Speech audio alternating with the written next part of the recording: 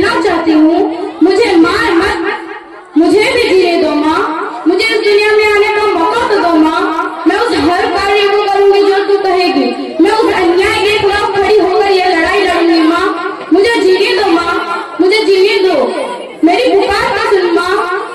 एक तू ही तो है जो मेरी पुकार को सुन सकती है। मेरी पुकार सुन माँ, मेरी पुकार सुन।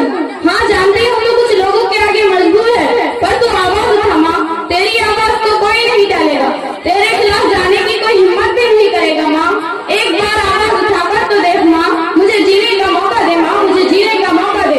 एक बेटी इस तरह पुकार करती है, लेकिन कुछ लोगों के स्वार्थ और डकैती सोच के कारण एक बेटी को उसके पैदा होने से पहले ही मार दिया जाता है। कुत्ते और भेड़ों सर खाते हैं कि यही एक बेटी है। जब आप कहते हैं कि हमारे घर बहू आएगी, जब बेटियों को पैदा ही नहीं होने दोगे तो कौन से फूले बनाओगे? एक बेटी को अपनी शिक्षा तक ही सीमित रखते हैं आप लोग, क्यों? वही